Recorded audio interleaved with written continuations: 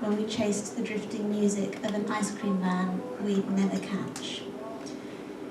You wore your bikini in the garden while the boys all sat round drinking lemonade, music on the radio, the noise of suburban lawnmowers like flies.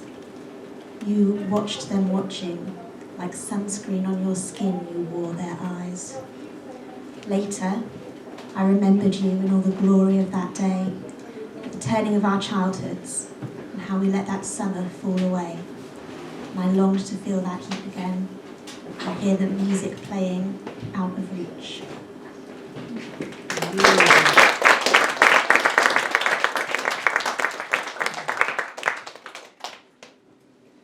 I'm only going to do two.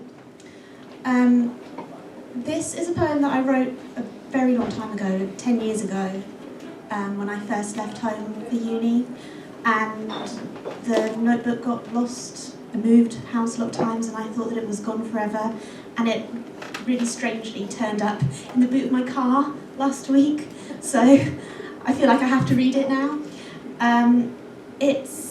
I wrote it shortly after I'd left home for the first time, and it's about that experience in the house that I had lived in before with my family, which was not in great nick, and had stood empty and was full of huge spiders.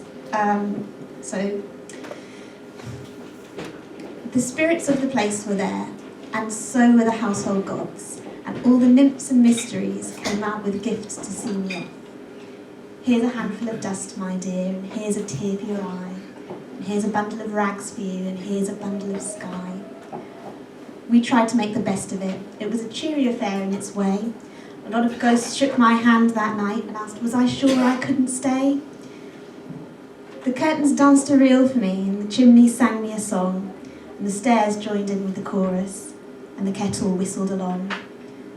Past nights crept out from the cupboard and showed their face in the day. Pale hands reached out from under the bed and brushed at my feet as I walked away.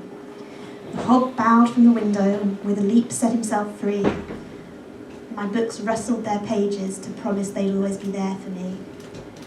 Even the walls were a little bit sad, not at all their usual selves, and a host of heartfelt memories were quite downcast as they waved from their shelves.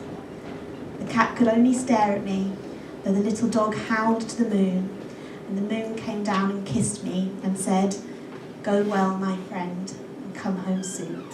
Aww.